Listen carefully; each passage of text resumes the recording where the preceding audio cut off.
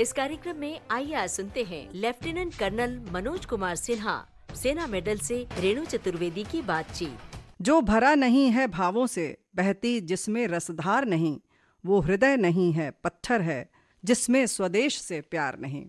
दोस्तों, ये पंक्तियाँ इस कार्यक्रम की शुरुआत में पढ़ने की इच्छा हो गई, इसलिए पढ़ रही हूँ क्योंकि हमारे सामने जो शख्सियत है उनके बारे में जितना भी कहा जाए वो कम है। उन्होंने बहुत सारे युद्ध जीते हैं, बहुत सारे युद्ध का सामना किया है और जैसा कि होता है कि युद्ध में जीत होती है, हार होती है, कुछ मिलता है, कुछ खोते हैं, लेकिन इन्होंने एक ऐसा भी युद्ध जीता है जिसमें कि उन्हें जीवन दान मिला है। तो इस तरीके के योद्धा जब सामने हों तो साथियों, आप भी इत्तेफाक रखते हैं कि ये जो हमने पंक्ति पढ़ी, या हम वीर तुम बढ़े चलो, धीर तुम बढ़े चलो, सामने पहाड़ हो, सिंह की दहाड़ हो, ये सब जब सुनते हैं तो एक रोमांच सा होता है, कहीं ना कहीं वीर रस में हम डूब से जाते हैं।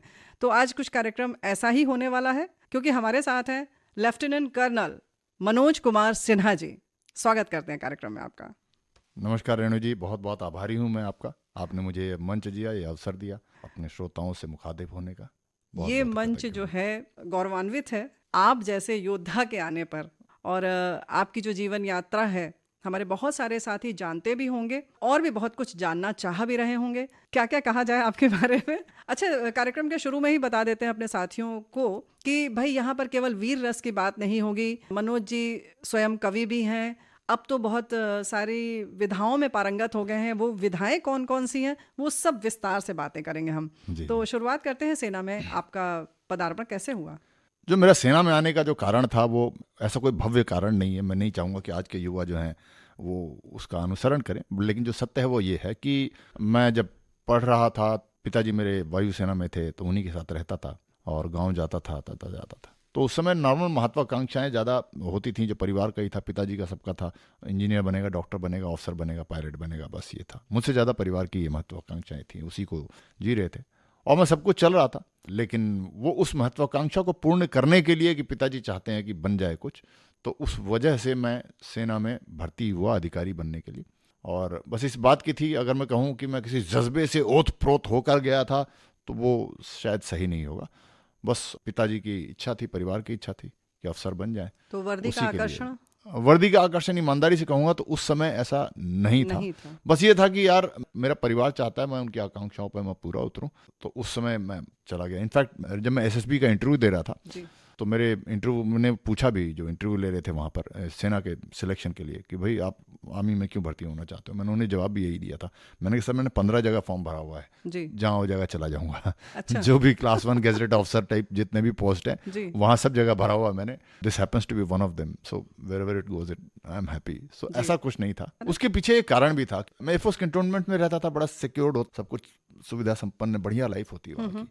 और मैं थोड़ा उतना वेल अवेयर भी नहीं था। मुझे उतनी कोई देश में क्या है नहीं है, मुझे देश बहुत बढ़िया लगता था जी। अब वैसे तो कहें कि यार उसकी अच्छी अच्छी चीजें आप देख हाँ, रहे थे, मुझे अच्छा लगता था बहुत जी। मुझे कोई कमी नहीं लगती थी। हालांकि मैं गांव में जाता था, बिहार के गांव का रहने वाला हूँ, सड़क नहीं थी, बिजली नहीं थी, लेकिन उसमें मुझे कोई कमी नहीं लगती थी, बहुत बढ़िया लगता था। वस्तुतः मैं ये बताऊं, अगर मुझे ईश्वर अगर बोले कि यार वापस तुम्हारा वही गाँव हो जाए तो मैं चाहूंगा कि वैसा ही हो जाए, क्योंकि वैसा प्रेम भाव आज खत्म हो गया है। बिजली आ गई है, सड़क हो गई, 4 लेन हो गया है, लेकिन वो प्रेम भाव, वो जो मिलना जुलना था वो अभी खत्म हो गया। तो यहाँ जानना चाहेंगे कि किस गांव से आप हैं? मैं बिहार के गांव है केसरी टोला, फुलवरिया पोस्ट ऑफिस के अंदर आता है, वो छपरा जिला के अंदर। मैं वहाँ का रहने वाला हूँ जी। वहीं मेरा जन्म भी हुआ है, उसी गांव में, मिट्टी के घर में ही जन्म हुआ, कोई अस्पताल वगैरह में नहीं हुआ। क्या बात, बड़ा अच्छा लगता था मुझे। और पिताजी एयरफोर्स में थे, ट्रेन में जाते थे एक जगह से दूसरी जगह, तो दिन तक लग जाते थे। मैं खिड़की के पास ही खड़ा रहता था और मुझे अपना देश बहुत बढ़िया लगता था। खेत गुजर रहे हैं, नदियाँ गुजर रही हैं, छोटे छोटे गाँव गुजर रहे हैं, रात के समय टिमटिमाते हुए कोई दीपक दिख गया, मुझे बहुत आनंद आता था। ये बहुत बढ़िया देश है यार, क्या कमी है, बढ़िया। कहते हैं ना, जब आपका शरीर स्वस्थ हो तो शायद आपको उसको चिंता ही नहीं होती है। चिंता तब होती है जब आपको शरीर पे कोई खतरा दिखे, कोई बीमारी दिखे, तब आप सोचने लगते हो अरे ये तो ध्यान देना पड़ेगा इसके लिए। तो मेरा कुछ वैसा ही यात्रा रही, सब कुछ बढ़िया था। तो सेना में लेकिन जब मैं गया तब मुझे देश पे खतरा दिखाई दिया। अच्छा। तब मेरा वहां से भाव मेरा जागना शुरू हुआ। तो मेरी पहली जो पोस्टिंग थी वो कश्मीर में थी, लाइन ऑफ कंट्रोल पे। हाँ, ज्योग्राफी में हमने पढ़ा था कि देश की एक सीमा है, बाउंड्री बना पे था भारत का, लेकिन उसके पहले मैंने बाउंड्री बॉर्डर देखा ही नहीं था, नेपाल बॉर्डर भी नहीं देखा था, कहीं गया ही नहीं था। तो एक मन ऐसे ही था कि अनंत है अपना देश, चलते ही जा रहा है। ट्रेन में चले जाओ 3 दिन 4 दिन खत्म ही नहीं होता है। बहुत बढ़िया देश है। कहीं एलओसी दिखाई नहीं, हाँ, कहीं मुझे सीमा कहीं नहीं दिखी। जी। तो जब उधर गए हम और जवानों के साथ चलते जा रहे थे, पहली पोस्टिंग में लाइन ऑफ कंट्रोल पे थे, बटालियन हेडक्वार्टर से आगे कंपनी से आगे बढ़ते गए, तो एक समय आया कि मेरे बगल वाले जवान ने मेरे कंधे पे थपथपाया कि साहब रुक जाओ। मैंने क्या हो गया? बोला साहब हमारा इलाका खत्म हो गया, ये देखो। अच्छा। इसके आगे एक कदम बढ़ाएंगे तो गोली मारेगा, वो देखो पाकिस्तान का पोस्ट है। मैं ये सोच कर बड़ा हुआ कि मेरा देश तो अनंत है, और आज मुझे यहाँ सीमा दिखा दी गई, और उस सीमा की भी कोई गारंटी नहीं, क्योंकि सामने जो शत्रु था उसको ये सीमा भी स्वीकार नहीं थी। उसकी ये मंशा कि हम इसको भी तोड़ देंगे, इस पर भी कब्जा करेंगे। तो रेणु जी, जब मैं पलट के वहाँ से उस स्थान पे जब मैं घूमा इस विचार के बाद वापस अपने देश की तरफ, तो मुझे देश समझ में आना प्रारंभ हुआ। और उसके बाद जितनी जानकारी होती गई, जितनी मैं शत्रुओं की बातें, उनके रिकॉर्डिंग्स, उनके कैप्चर्ड पैम्फलेट्स, उनके प्लान्स, ये सब जो सेना में जो भी फेमिलराइज करने के लिए जैसे ही पता चला गया, तो मुझे अचानक लगा कि यार ये तो पूरा देश को तोड़ने का मतलब इतना इंतजाम हो रहा है, इतने लोग हैं। और वाकई में उस समय जो था वो आतंकवादी भी वो थे, तो सोवियत संघ था पुराना, जी, उसको वो ये मानते थे कि हम अफगानिस्तान में परास्त करके आए हैं, सोवियत आर्मी को हम परास्त करके आए हैं, और तुम कौन सी चीज़ हो। तो थोड़ी देर को वाकई लगा कि यार ये चुनौती बड़ी गंभीर है। तो मेरा राष्ट्र के प्रति जो ये दृष्टिकोण है जिससे अब जाना जाता हूँ, उसका विकास होना, वो वहाँ नींव पड़नी शुरू हुई, और उसके बाद वो बनती चली गई। मैं समझता चला गया, सेना की वजह से ही मैं जो कुछ सीखा हूँ, समझा हूँ अनुभव से, और वही है जो मैं बाहर आज वही दृष्टिकोण बताने का प्रयास करता हूँ लोगों।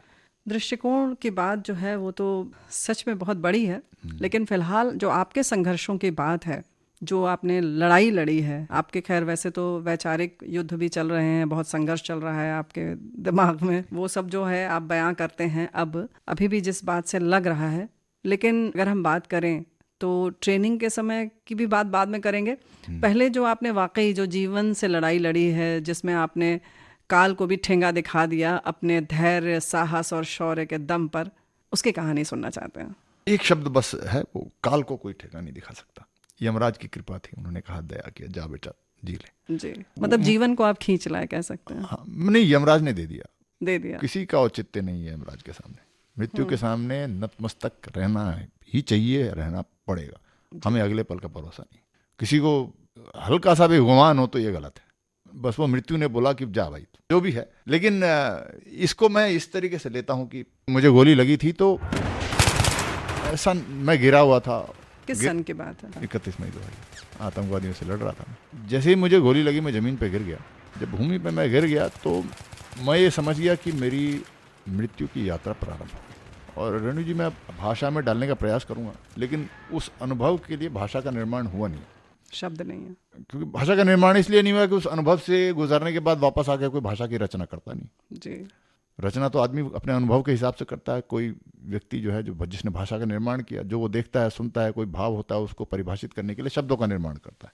लेकिन उस भाव को, उसका अनुभव करने के बाद कोई आता नहीं, तो निर्माण कैसे करेगा। लेकिन जो भी है ठीक है, मैं सिर्फ अपने आप को एक अपनी आत्मा के साथ आइडेंटिफाई कर रहा था। लेकिन पहले तो ये बताना पड़ेगा हमारे श्रोताओं को कि गोली कहाँ से लगी थी और कैसे लगी थी। तो वो हुआ ऐसे था कि मैं जब गया था, मैंने एक गांव था उसको घेर लिया था रात को हम लोगों ने। मुझे अंदेशा था कि अंदर कुछ आतंकवादी होंगे। रात को हमने 2 बजे घेर के बैठ गए हम लोग चुपचाप। और जैसी सवेरे हुआ मैंने घोषणा करी कि भाई हम लोग आ गए हैं और हम चाहते हैं कि साधारण जो नागरिक हैं उनको किसी को कोई नुकसान ना हो। तो उनको अनाउंस किया कि भाई आप सब लोग बाहर आ जाएं। जब सब बाहर आ जाएंगे तब हम अंदर जाएंगे, कि यदि आतंकवादी हुए तो मुठभेड़ होगी जिसमें कि आप लोगों को कोई हानि ना हो।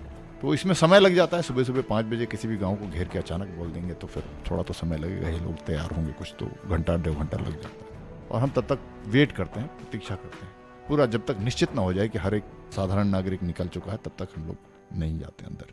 लेकिन अंदर थे उस दिन। वो समय नहीं मुझे पता था, ये बाद में मेरे सीओ साहब को पता चला उनके सूत्रों के माध्यम से। तो उन्होंने बाद में ये सब मुझे बताया अस्पताल में कि भाई अंदर काफ़ी आतंकवादी थे। तो उन्होंने, और थोड़ी सी हमारी वो साख बन गई थी, एक हमारी कीर्ति सी बन गई थी। आतंकवादियों के बीच में हमारा भय था। एक बार घेर लिया इस कैप्टन ने तो बचता कोई नहीं है। लेकिन उसका श्रेय मुझे नहीं, मेरे जवान बहुत बहुत बहादुर थे। तो एक बार हम लोग जब भी घेर लेते तो 40-45 मिनट में हम लोग ख़त्म कर ही देते थे। तो उन्होंने देखा कि उस रेपुटेशन के हिसाब से जो हमारी, कारण वो समझ गया कि यार सुबह सुबह घेर लिया। ऐसा होता है कि अगर आपने कांटेक्ट अगर आतंकवादी के साथ दोपहर या उसके बाद किया हो तो उनके पास एक आशा होती है कि लड़ाई को थोड़ा लंबा खींचे, अंधेरा हो जाए तो शायद निकल पाएंगे। तो लेकिन अब सुबह सुबह घेर लिया तो उन्होंने कहा कोई चांस ही नहीं, कोई अवसर ही नहीं है कि बच पाएंगे, निश्चित है कि ये सबको लपेट लेंगे। तो उनके पास एक ही रास्ता था, उसमें से 3 व्यक्ति जो थे फिर उन्होंने वॉलंटियर किया कि भाई एक ही है, जब सब ही मरने से अच्छा है कि हम 3 जाएं, फिदाई बन के कैप्टन को ख़त्म कर देते हैं, उसके बाद फिर शायद बाकियों का चांस बन पाएगा। तो उस योजना में हम चूंकि अंदर गए नहीं थे, अंदर वो क्या कर रहे थे हमें पता नहीं, तो वो 3 व्यक्ति जो है वो गांव के दूसरे कोने में एक घर से पीछे पीछे होते हुए चले गए। वहाँ से उन्होंने चुनौती दी, हमें ललकारना प्रारंभ किया। रेणु जी, मैं यहाँ पर एक बात बताऊँ कि आप किसी भी पेशे में हो सकता है कि गलती हो जाए, आप उसको गलती को शायद ठीक कर पाएँ, दूसरा अवसर भी मिलता है। हमारा आप बात कर रहे हैं, अगर मुझसे कुछ शब्दों में हेरा फेरी हो जाएगी तो मैं रीटेक कर लूँगा, आप मुझे इस बात की अनुमति देंगे। लेकिन सिपाही जब करता है और अगर गलती करता है तो you generally pay with blood, at times life, at times limb, या तो रक्त बहता है या जीवन जाता है या हाथ या पैर या कुछ ना कुछ शरीर का कोई अंग का नुकसान हो जाता है। तो मुझसे उस दिन एक भूल हुई।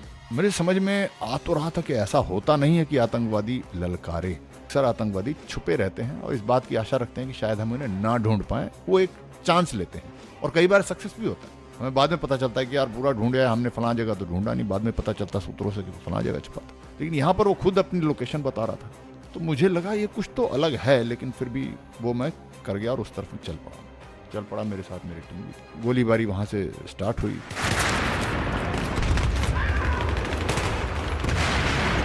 पहले मेरे एक जवान को लगी, तो उसके बाद फिर आगे हमने गाड़ी बुलाया, उसमें डाला उसको। तब तक हम आगे बढ़ते गए। पाँव में लगी थी, थाई में। मुझे ऐसा लगा कि कोई ज़्यादा चिंता, कि थाई वाई को तो ऐसा है ना, आर्मी में कोई ज़्यादा सीरियस ले लेता नहीं, बोला ये तो चलो खरोच मानते हैं हम, जैसे है ना, जो मेन क्रिटिकल वाइटल ऑर्गन जिसको हम मानते हैं, उसको पेट और हार्ट और सर वगैरह इसमें ना लगी हो, लंग्स वंग्स में, तो बाकी बोला ठीक है यार, चलता रहता है, तो हाथ पैर की गोली तो कोई बात नहीं। लेकिन हुआ यह था कि उसमें भी कोई जुगुलर वेन होती, वहाँ लग गई थी उसको, तो वो भी बाद में पता चला मुझे। तो खैर उसको मैंने गाड़ी में डाल के भेज दिया और हम आगे बढ़ रहे थे। तब तक अब 2 आतंकवादी जो है तो खुलेआम सामने से चिल्लाते हुए हमारी तरफ दौड़ पड़े।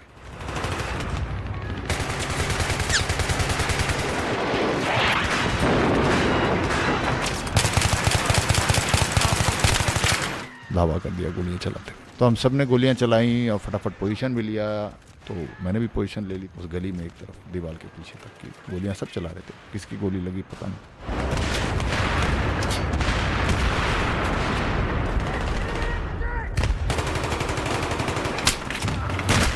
लेकिन वो दोनों गिर गए। लेकिन हुआ क्या कि मेरे भी 2 जवान गिर गए उसी सड़क पे, हम बाकी। और जब वो गिरे हुए थे तो मैं देख रहा था, काफ़ी बुरी तरह से घायल हो गए थे, काफ़ी नज़दीक से। उनको निकालने के लिए मैं गया, वहाँ पोजीशन से निकला मैं भी सड़क के बीच में गया, उनको उठाने का प्रयास कर रहा था। मैं देख रहा था कि समाप्त हो जाएंगे। एक ने दम तोड़ दिया था मेरे हाथ में, दूसरे को मैं कर ही रहा था। तब तक एक आतंकवादी था, वो उठने का प्रयास कर रहा था। दोनों आतंकवादी भी गिर गया था। तो मुझे लगा ये तो गिर ही गए हैं, मैं अपने जवानों को बचा रहा था। फिर मैंने दूसरी गलती करी। मैं पहली बार जो है पूरे अपने सैनिक जो कॉम्बैट का मेरा कार्यकाल था, उसमें मैंने थोड़ा सा भावनाओं में बह गया मैं। और वो जो उठने का प्रयास कर रहा था, तो मैं खड़ा हुआ और उसको मैंने एक पाँव उसकी छाती पर रख के उसको नीचे दबाया। कोल्ड ब्लडेड की ऐसा कुछ तो, लेकिन मैंने अपने वेपन को सिंगल शॉट पे किया और मैंने उसको एक गोली सर में। दूसरा काम करना है, मैं वो भूल गया मैं कहाँ हूँ, खड़ा हूँ, मुझे आवाज़ आ रही, मेरे जवान चिल्ला रहे हैं, साहब हो गया, ख़त्म हो गया, आप निकलो वहाँ से, पोजीशन में आओ अपने, ये वो। लेकिन मैं लगा हुआ था उसमें। वो मेरी दूसरी भूल थी। उसने शायद वो तीसरा वो इसलिए नहीं आ रहा था कि उसने सोचा था कि इन दोनों में से काम हो जाए तो मैं छुपा रहूँ जी। लेकिन हम देखा कि काम तो हुआ नहीं। तो तीसरा फिर मेरे पीछे से आ रहा था और इस बार उसने पहले वाले दोनों की से सीख ली और वो बिना कुछ चिल्लाए पीछे पीछे आ रहा था मेरे। और मैंने कहा ना, मेरा एक वहाँ पर ऐसा रेपुटेशन उन लोगों के बन गया था। पहले भी बहुत बार प्रयास किया था उन्होंने, तो बहुत नज़दीक से ट्राई किया था, मैं बच गया था कई बार ईश्वर की कृपा से। तो वो बोला कि यार ये इतनी जल्दी मरेगा नहीं ये बंदा। तो वो आ रहा था कि पीछे से आके एकदम मेरे सर के पीछे लगा के गोली मारे। ये उसका मकसद था, क्योंकि ना वो चिल्ला रहा था ना गोली चला रहा था, चुपचाप बस फटाफट दबे पाँव आ रहा था। मुझे ऐसा लगा कि पीछे कोई आ रहा है। फिर मैंने ये तीसरी गलती करी कि मैं पीछे घूमा। लेकिन पीछे घूमते घूमते मुझे एक काम करना चाहिए था कि वो हथियार जो मैं नीचे की तरफ मेरा पॉइंटेड था, उसको मुझे सीधा करना चाहिए था। वो मैंने नहीं किया। तो पीछे घूमना, मेरा हथियार अभी भी ज़मीन की तरफ था मेरा, और उसका सीधा मेरी तरफ था। जिंदगी और मौत में इतना ही फर्क होता है। उसके ट्रिगर पहले चल गई, मेरा जबड़ा फाड़ते हुए निकल गई, गला फाड़ते हुए जबड़ा निकल गई। तो ये आपको यहाँ पे चिन्ह? जी हाँ, ठोडी पे लगी और अंदर थ्रोट से फाड़ते हुए पीछे गले से निकल गई, स्पाइनल कॉर्ड के बाईं तरफ, स्पाइनल कॉर्ड के बगल थोड़ा सा बाईं तरफ से निकल गई। और जबड़ा मेरा जो है बायां वाला, वो अलग फाड़ के बाईं तरफ से बाहर आ गया, पूरा उड़ गया। बस ये कहानी थी। मैं गिर गया उसके बाद ज़मीन पे। गिर गए? जी, मैं गिर गया उसके बाद। खून आपका ज़मीन पर? हाँ जी। फिर आपने सोचा कि ये भारत माँ को हम अपने रक्त से सींच रहे हैं। हाँ, ऐसे ही लग रहा था उस समय, तो यही विचार आ रहे थे। मैं ये कह रहा था ना कि मेरे पहली बात तो ये थी कि तुरंत मुझे एक बात का बोध हुआ कि मैं शरीर नहीं हूं, सिर्फ आत्मा हूं। मैं नहीं जानता ऋषियों को कैसा अनुभव होता है, लेकिन अगर मेरा अनुमान सही है गलत है, अगर अंततोगत्वा वो चरण अनुभव इसी बात का है कि वो सिर्फ अपने आप को एक सोल या एक आत्मा के रूप में आइडेंटिफाई कर पाते हैं और वो दुनिया की सारे मोह से, लगाव से, द्वेष से, जो कुछ भी होता है, जो भावनाएं होती हैं जो साधारण जीवन की, उन सब से ऊपर अगर उठ पाते हैं, अगर यही उनकी पूरी साधना का चरम है, तो मैं बड़ा सौभाग्यशाली हूं, क्योंकि उस समय मैं उस मानसिक और आध्यात्मिक स्थिति में था। पूरा जो क्षण था मैं रहा, जो मैं जब तक अंततोगत्वा बाद में जब तक मुझे बोध नहीं हो गया कि मैं वापस मतलब जीवित हूं, मैं अब नहीं जाऊंगा, तब तक मैं उसी स्थिति में था। आई वॉज अ सोल, मैं सिर्फ एक आत्मा था। मुझे अपने शरीर का बोध था, मैं जानता था ये मेरा हाथ है, ये मेरा पैर है, लेकिन उससे मेरा लगाव खत्म हो गया था, निर्लिप्त हो चुके थे। हाँ, बाकी शरीर मेरा है, मुझे सब समझ में आ रहा है, लोग हैं, आवाज सुनाई दे रही है, वो सब समझ में आ रहा है, लेकिन मेरा उनसे लगाव खत्म हो गया था। सब याद है मुझे, परिवार है, ये है, वो है, सब याद है मुझे। मैं ये नहीं कहूंगा, बट मैं ये जानता था कि सब वो अपने कर्म का है, मैं अपने कर्म का भोग रहा हूं। ये नहीं लग रहा था कि मैं सबके पास पहुंच जाऊं, लोग हमारे पहुंच पास जाऊं, मेरे बिना क्या होगा। जो होगा वो अपने कर्म का भोगेंगे, मैं जो भोग रहा हूं अपने कर्म का भोगूंगा, उसको मैं नहीं बदल सकता हूँ। जैसे होता ना, मैं हूं तो मेरा परिवार है, मैं ही पालन करता हूँ, वो मैं खत्म हो गया था। वो अपने भाग्य का है, उनके भाग्य में है तो है, सुख है, दुख है, जो है उसका कारक मैं नहीं हूं, उनके कर्म है, नियंता है। तो मेरे जीने मरने से उसमें कोई वो नहीं फर्क पड़ता। और ऐसा भी नहीं है कि मैं जीना चाहता था, ऐसा भी नहीं है कि मैं मरना चाहता था। हर क्षण में एक सत्य होता है जी, और उस सत्य को स्वीकार करके उस क्षण का कर्म व्यक्ति को करना चाहिए, बस, बिना उस कर्म फल की कामना किए बगैर। मैंने कहा ना, उत्कृष्ट लेवल की एक स्थिति है, गीता का सार है। हाँ, वो मैं बिना वो ऋषियों मुनि वाले तप के बगैर उस स्थिति में शायद था, अगर वो सही है तो मैंने देखा कि मेरा कर्म इस समय एक है, क्योंकि मेरा थ्रोट से निकला था फाड़ के पूरा, तो सांस लेना थोड़ा मुश्किल हो रहा था। अच्छा, तो मैंने कहा मेरा एक कर्म है, मेरे में इतनी शक्ति नहीं मैं उड़ जाऊं, कुछ करूं नहीं, बट हाँ, सांस मुझे लेना चाहिए, उसका प्रयास करते रहना चाहिए। इस क्षण का मेरा एक कर्म है, अच्छा, उसमें मैं प्रयास कर, ये आपको आभास हो रहा था। हाँ, तो मैं कोशिश कर रहा था, मैं सांस खींचता रहा हूँ, मुश्किल हो रहा था जी, खींचता रहा, बस। तो मैं वैसे लेकिन पूरी कहानी तो सुननी ही है, कविता अगर आप सुना देंगे तो ठीक है। पहले कहानी बता देता हूँ जी। तो उसके बाद जो है फिर मुझे लगा कि जवान उठा रहे हैं, लेके चल रहे हैं, गाड़ी में एक डाला उन्होंने, वो गाड़ी जो होती है आर्मी में, कैस्पर माइन एमपीवी बोलते हैं, माइन प्रोटेक्टेड गाड़ी, वो चारों तरफ से बंद होती है, कंफर्ट के लिए वो बनी नहीं है, तो वो गोलियां से बचाव हो, सब हर तरीके से होती है, लेकिन वो चारों तरफ से सील हो जाती है, तो बड़ा घुटन सी हो रही थी। और उसमें जो दरवाजा होता है उसका लीवर ड्राइवर के पास होता है। अच्छा। पीछे से ही एक दरवाजा होता है, ड्राइवर भी वहीं से चढ़ता है, पीछे से ही, साइड में नहीं होता कुछ, तो वो ड्राइवर लीवर खोलता है तो दरवाजा खुल जाता है। तब मैं उसमें बैठा, और वो कंफर्ट के लिए, मैंने कहा ना, वो आराम के लिए बनी नहीं होती है, सस्पेंशन भी कुछ खास तगड़ा नहीं होता, तो झटका लगता है तो अच्छे से लगता है उसमें। उसमें बैठाया, तो मुझे लगा कि यार ये तो श्रीनगर यहाँ से तो बहुत दूर है, 1.5-2 घंटे अनुमान, ऐसी अंदाजा लगा रहा था। मैंने कहा इतना देर तो नहीं खींच पाऊंगा मैं सांस, मन में ये सोच रहा हूँ संभव नहीं है, और मैं ये सोच रहा हूँ कि जब संभव नहीं है तो छोड़ देता हूँ, काहे खींच रहा हूँ, संघर्ष कर रहा हूँ। और जैसे ही मैंने ये विचार आया मेरे मन में कि यार संभव नहीं है, इतनी देर तो नहीं खींच पाऊंगा मैं, तो वो ड्राइवर ने लीवर खींचा और दरवाजा खुल गया, और मुझे हेलीकॉप्टर के रोटर की आवाज आई। अब नियति देखिए रेणु जी, मैंने कहा ना, जो पहला लड़का मेरा घायल हुआ था उसको मैंने गाड़ी में डाल के भेज दिया था, मैसेज चला गया था, उसके लिए हेलीकॉप्टर आया था, लेकिन विधि का विधान है, उसके जुगुलर वेन में लगी थी, थाई में, उसको जैसे ही डाल रहे थे हेलीकॉप्टर में, उसका देहांत हो गया। मतलब ये बाद की बात है, ये मुझे उस समय नहीं पता था। अब जो होता है सेना में सिखलाई कि भाई एनकाउंटर चल रहा है, तो पायलट ने बोला कि ठीक है, जब तक एनकाउंटर खत्म नहीं हो जाता मैं रुकता हूँ, भगवान न करे फिर आवश्यकता पड़ जाए, नहीं तो फिर ये पार्थिव शरीर लेके चले जाएंगे। उस वजह से हेलीकॉप्टर अभी वहीं रुका हुआ था, और अभी बंद शायद करता रोटर, लेकिन तब तक शायद मैसेज आ गया हुआ कि ये है। अब ये सब मुझे नहीं पता किसने मैसेज दिया, क्या दिया। हाँ।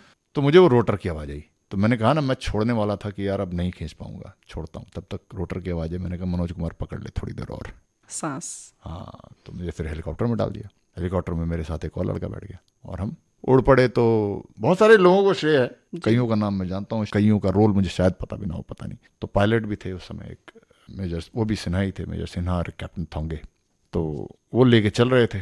बाद में मुझे पता चला कि उन्होंने भी खूब अपने प्रोटोकॉल तोड़े सेफ्टी के, हेलीकॉप्टर फ्लाइंग के। सेफ्टी जोन होता है जिस पे फ्लाई करना चाहिए, एक स्पीड लिमिट होती है, वो सारा तोड़ के उन्होंने सीधा वो डेंजर जोन के ऊपर से फ्लाई कर रहे थे कि जल्दी जल्दी पहुंचा जाए। अब उसमें भी मुझे समय का पता नहीं चल रहा था कितना समय हो गया, शायद 15-20 मिनट तो हो ही गए होंगे, मैं बस कुछ पता नहीं था मुझे। लेकिन अब उसमें भी मुझे ऐसा लगा कि यार अब नहीं खींच पाऊंगा मैं, पता नहीं कितना देर लगेगा इसमें। अब मैं सर जो है वो पीछे ऐसे लगा के खड़ा हूँ, एक तरफ देख रहा हूँ, सांस ले रहा हूँ, और मेरे मन में विचार आ रहा है कि नहीं खींच पाऊंगा। जैसे ही मेरे मन में ये विचार आया कि मैं नहीं खींच पाऊंगा, तो मेजर सिन्हा साहब जो थे वो ऐसा लगा कि पायलट को सुनाई दे गई होगी मेरे मन की बात। वो पीछे मुड़े और जोर से मेरी तरफ देख के चलाए, look Manoj BB Cantt, look Manoj BB Cantt. वो बीबी कैंट है, वो कैंट है श्रीनगर का। Look Manoj BB Cantt, hold on. मैंने थोड़ा सा कनखी से देखा उस तरफ जहाँ वो इशारा करा उन्होंने, तो मुझे हेलीपैड दिखाई दिया, वहाँ एक एम्बुलेंस खड़ी दिखाई दी, और वो फौज के जो हॉस्पिटल के जो कर्मचारी होते हैं, नर्सिंग असिस्टेंट बोलते हैं, वो स्ट्रेचर लेके बाहर खड़े दिखाई दिए। मैंने कहा यार मनोज कुमार फिर पकड़ ले थोड़ी देर और। फिर पकड़ लिया, डाला, ले गए हॉस्पिटल में। हॉस्पिटल में आईसीयू में घुसते ही वो चीड़ फाड़ शुरू हो गई। अच्छा, उसके पहले ये घाव आपका पूरा वैसे ही खुला हुआ हाँ, था? खुला हुआ, सब कुछ वैसा ही सब था? सीधा, कुछ नहीं हुआ, कोई ड्रेसिंग, कुछ नहीं, सीधा। वो ड्राइवर जो था वो कैस्पर का, वो सीधा उसको हेलीकॉप्टर दिखाऊं उस तरफ लेके चल गया। उसने अपनी बुद्धि लगाई। हुआ ये था ना कि उसमें मेरा ऑपरेटर भी घायल हो गया था, मैं भी हो गया था, तो कंट्रोल करने वाले लोग सब नहीं थे उतने ज्यादा, तो अपनी बुद्धि से लगाई चला गया। अब वो वहाँ पर पहुंचे तो डॉक्टर, अब मुझे लग रहा था चिड़ फाड़ हो रही है, मतलब कपड़े उपड़े हो जा रहे हैं, कुछ कर रहे थे वो लोग। अब मैं धीरे धीरे मेरा वो जो है वो कॉन्शियसनेस खत्म हो रहा था। शायद हो रहा था या इंजेक्शन लगा दिया गया था, मुझे नहीं पता क्या हुआ, लेकिन हो रहा था। तो आखिरी मेरे शब्दों में डॉक्टर से यही पूछा था, मैं doctor will I survive again, not that I wanted to और आई वांटेड टू डाई और I wanted to survive, just as a matter of fact कि भाई क्या है भविष्य मेरा, बताओ आपके हिसाब से। तो वो तो डॉक्टर की ट्रेनिंग होती है। हालांकि बाद में डॉक्टर ने बोला था कि भाई तुम्हारा ये आखिरी क्वेश्चन जो था ना, और जब मैं आखिरी जवाब दे रहा था उस समय मुझे लगा कि तुमने अपना आखिरी शब्द बोल दिए और मैंने तुमसे आखिरी बात कर ली और मैंने तुमसे झूठ बोला है, क्योंकि डॉक्टर ने बोला यस यस विल सर्वाइव। अब वो बोलते थे कि मुझे पूरा विश्वास था कि मैं झूठ बोल रहा हूँ, लेकिन कर्म है, करना है। ले गए ओटी में, फिर ऑपरेशन हुआ, सब कुछ हुआ, फिर बाहर आए। मैं बेहोश ही था, लाइफ सपोर्ट सिस्टम पे था मैं। जब मेरी आँख खुली, होश आया मुझे, तो लाइफ सपोर्ट सिस्टम पे सारे गैजेट लगे हुए हैं और मुझे चेतना आई। तो मैं देख रहा हूँ कि मैं अपने शरीर का कोई अंग हिला नहीं पाया। शायद वो एनेस्थीसिया का इफेक्ट था या वैसे, पता नहीं, वो मैं नहीं जानता। लेकिन जो बोलते हैं ना, थोड़ा सा उंगली भी नहीं हिला सकता था, भाव देने के लिए भी नहीं, कोई बंखड़ी, मतलब कुछ अगर एक्सप्रेशन देना हो तो होंठ हिलाता है आदमी, गाल हिलाता है, कुछ नहीं कर पाया, कोई मांसपेशी में हिला नहीं पा रहा था, छोटी सी भी। तो मैं लेटा हुआ हूँ ऐसे ही और देख रहा हूँ क्या कर रहे हैं, और मेरी सांस जा रही है। अब मुझे लगा कि मैं बताऊं क्या बताऊं, ना मैं बोल सकता हूँ, ना हिल सकता हूँ, ना उंगली हिला सकता हूँ। खैर उन लोगों को शायद वो गैजेट वेजेट में पता चल गया होगा कुछ, तो उन्होंने कुछ किया। पिछले 2-3 बार जब भी मुझे लगा कि जाता हूँ ना, तो मैंने ना याद नहीं करा भगवान को। ये ऊपर वाला मुझे बार बार छोड़ रहा है कि तू यार याद कर ले मुझे। तो मैंने कहा यार अब जा रहा हूँ, तो याद आ गया मुझे, अरे यार जाते वक्त याद करना चाहिए। तो मैंने भगवान का ज़्यादा मुझे शास्त्रों का ज्ञान नहीं, मंत्र वंत्र नहीं जानता, जो भी था थोड़े बहुत भोले शंकर का नाम वाम लिया। मैंने कहा चलो, मुझे हो सांस नहीं आ रही थी और मैं उसको सोच रहा था कि अब मैं चला गया। मेरी तरफ से मैंने मृत्यु का अनुभव कर लिया कि गया। अब थोड़ी देर बाद फिर चेतना आई। अब चेतना आई, आंख मेरी अभी भी बंद है। अब मैं क्या सोच रहा हूँ कि पिछली बार तो मैंने स्वीकार कर ही लिया था कि चला गया। मैंने कहा बेटा अब हम ऊपर आ गए हैं। अच्छा, अब हम आंख खोलेंगे और सामने हमें चित्रगुप्त दिखेंगे, अलग दुनिया। हाँ, चित्रगुप्त। हाँ, और हमें कर्मों का पोथा लेके बैठे होंगे। अब हमने सारे उल्टे कर्म याद आ रहे थे, जो सुन रहे हैं लोग सबको बता देता हूँ मैं, उल्टे कर्म याद आएंगे, इसलिए सही कर्म कर लो। हमने कहा यार अभी ये क्वेश्चन पूछेंगे, इसका क्या जवाब होगा? फलां तारीख फलां दिन तुमने ये कांड किया, उसका क्या जवाब होगा? फलां दिन ये किया, उसका क्या जवाब होगा? मेरे हाथ पाँव, मैंने कहा यार ये तो बड़ा मुश्किल है। मैंने कहा ये तो गारंटीड है भैया, नरक ही मिलेगा। तो बाकी क्या होता है ना, इंसान के इंटरव्यू की आप तैयारी भी कर सकते हो, या आप स्मार्ट हो तो शायद बेवकूफ़ भी बना दो, ऊपर कुछ नहीं चलता। इसकी तैयारी भी कोई करता नहीं है ना, करता भी नहीं है, और आप उस इंटरव्यू में कुछ नहीं कर सकते। ऐसा होता है ना, धरती पे जो सिस्टम होते हैं वो इंसान के बनाए होते हैं। बिल्कुल। उसका कई बार होता है कि कई लोग जो स्मार्ट होते हैं ना, सो कॉल्ड स्मार्ट, उस सिस्टम को काट देते हैं, उसका तोड़ निकाल लेते हैं, या उस सिस्टम में खोट निकाल लेते हैं, या जान पहचान, पोस्ट, पैरवी, धूस, कुछ भी करके, मतलब जुगाड़ लगा लेते हैं, गेटिंग अवे, और शायद ऊपर भी चढ़ते जाते, तो गुमान आने लगता है कि अरे यार हम तो रगड़ देंगे, क्या दिक्कत है। ऊपर कुछ नहीं है, भाषा भी नहीं है। मैं बोलने में इतना बढ़िया हूँ, शब्दों का मेरा कोश इतना तैयार है, मेरा ग्रंथ ज्ञान इतना है, भाषा शैली इतनी तगड़ी है, तो मैं तो किसी को भी सामने उधर भाषा की बात नहीं होती है ना, वो भाषा के परे है। वो वो कन्वर्सेशन जो ऊपर होगा ना आपका वार्तालाप चित्रगुप्त से, वो भाषा के परे है। आप कितने अच्छे स्पीकर हैं, कितने अच्छे शब्दों का ज्ञान है, वो कुछ नहीं चलता, नथिंग विल वर्क। तो ये मैं सबको बता दूं, तो कहीं गुमान हो गया हो कि I am too good speaker, I got lot of money, lot of power, I can get away with whatever, it doesn't work anything up there. सब मिट्टी है, सब मिट्टी हो जाता। तब मुझे अचानक ना याद आ गया, यार कहीं पढ़ा है सुना है कि जो वीर गति को प्राप्त होता है उसे स्वर्ग मिलता है। अच्छा, ये हमें खट से याद आ गया, यार फिर किस बात का डर है, हमारे पास तो वीआईपी पास है, स्वर्ग का स्पेशल है, शहीद हुए। हाँ, वीर गति के मार्ग से आ रहे हैं। जी, हमें अभी कॉन्फिडेंस आ गया। मैंने कहा अब आँख खोलते हैं और चित्रगुप्त को बोलते हैं अपना करो रजिस्टर बंद, और ये हमारा पास है स्पेशल, तो मैं एंट्री दो सीधा स्वर्ग में। तो हमें थोड़ा सा कॉन्फिडेंस आ गया, हमने आँख खोली। रेणु जी, मैं एक्चुअली बताऊं, मृत्यु मुझे नहीं मिली है ये बोध हुआ, क्योंकि जब आँख खुली तो मैं अस्पताल के बेड पर ही था। तो मुझे निराशा हुई कि यार ये कैसे अच्छा वाला स्वर्ग में एंट्री करते करते मैं यार यहाँ टेक ऑफ ही नहीं हुआ अभी। तो फिर मुझे समझ में आ गया कि अब नहीं जाऊंगा मैं। और इस बात का फिर अफसोस भी हुआ, यार अच्छा भला मौका था वीआईपी एंट्री का। ऐसा तो है नहीं कि आदमी मृत्यु होगी नहीं, होनी तो है ही, लेकिन उस समय की बात कुछ और थी ना। हाँ, अब पता नहीं बुढ़ापा से आए, बीमारी से आए, पता नहीं कैसे आएगा। और वो अलग बात है, आएगा आएगा जैसे आएगा। अब कर्मों का हिसाब, अब कर्म करके जाना पड़ेगा। वो फर्स्ट क्लास कर्म को काट के मैं निकल रहा था, तो थोड़ा अफसोस भी होता है कभी कभी, यार मौका छूट गया वीर गति। मनोज कुमार सिन्हा जी से बात करके दोस्तों ये पता चल रहा है कि कभी कभी जिंदा रहना भी अफसोस का कारण बन सकता है। मेरे लिए उस समय था, कर्म करने का प्रयास कर रहे हैं, अब जब वापस आ गए इस दुनिया में तो फिर वही माया मोह पकड़ लिया। मैं ये नहीं कहूंगा कि मैं उसी स्थिति में अब भी हूँ, नहीं, मैं वापस आ गया अभी। हाँ। वही माया मोह। इस स्थिति में आने के लिए जो है कितने महीने लगे आपको? उस दिन मैं समझ गया कि अब नहीं जा रहा मैं। तो उसके बाद आईसीयू में कुछ दिन रहा, वो संघर्ष फिर वो चलता रहा फिर, और आईसीयू के बाद वार्ड में, और 1 महीने के बाद मुझे सिक लीव भेजा गया। सब कुछ फिर अस्पताल से डिस्चार्ज होते होते मुझे 3 महीने लग गए, जो कि काफी फास्ट है मेरी इंजरी के हिसाब से। वो भी चमत्कारी है कि मैं 3 महीने में निकल गया। इस समय की स्थिति की अगर हम बात करें तो दोस्तों को थोड़ा सा हम बता सकते हैं कि हाँ, ठोड़ी या ठुड्डी जो कहते हैं वहां से लेकर पीछे तक पूरा टांके लगे हुए हैं, और अंदर की स्थिति खुद आप बताएंगे। अंदर जो है मेरे जबड़ा पूरा निकल गया था जी। उस समय, कुछ दांत भी, हालांकि दांत से गोली नहीं निकली है, तो मैंने डॉक्टर से पूछा भी दांत क्यों मेरे 2-3 गिर गए।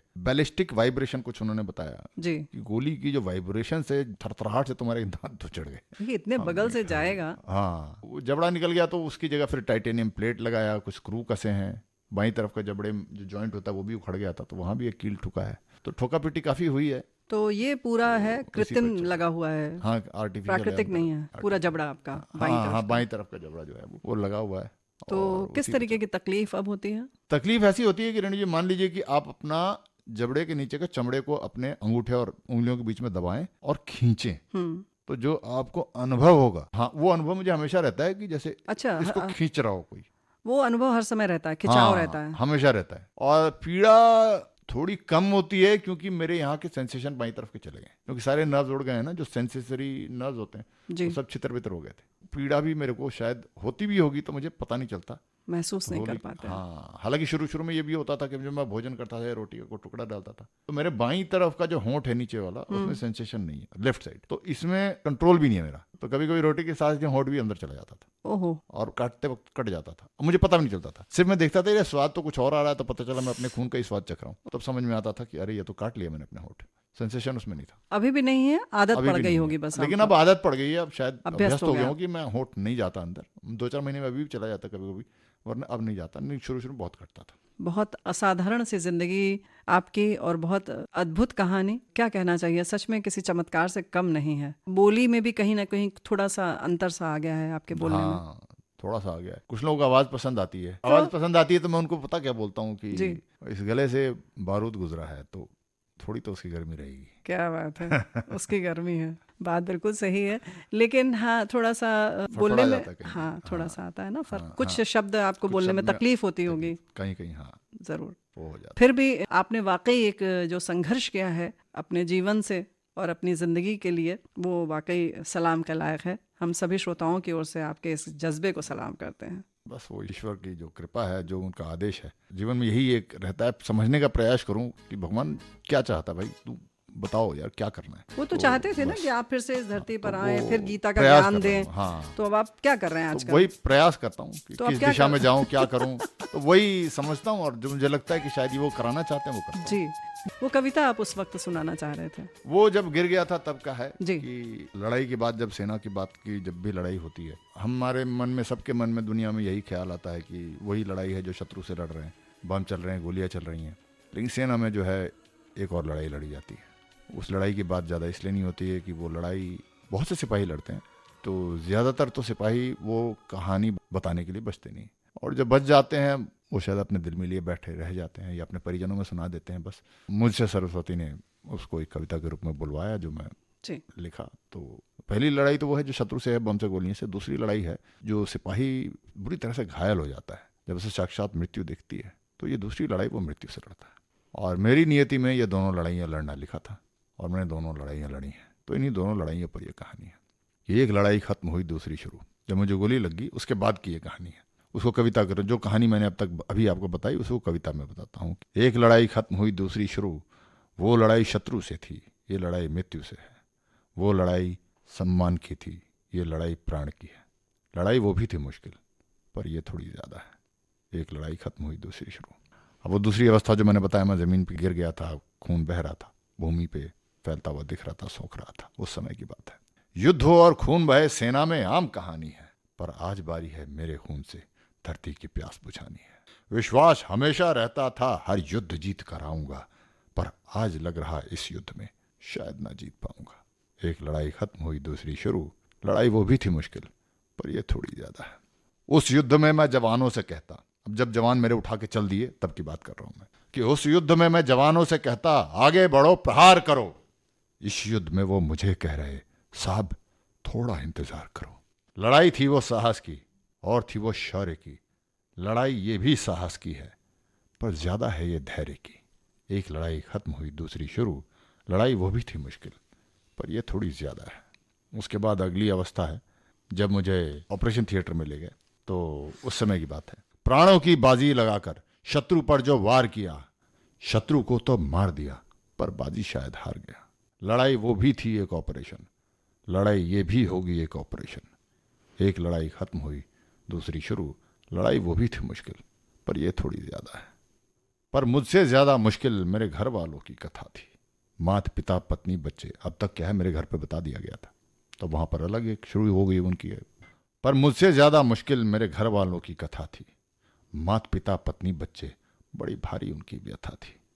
एक उनकी आंखों का मैं एक अकेला तारा था, मैं ही उनकी दुनिया था, मैं ही एक सहारा था।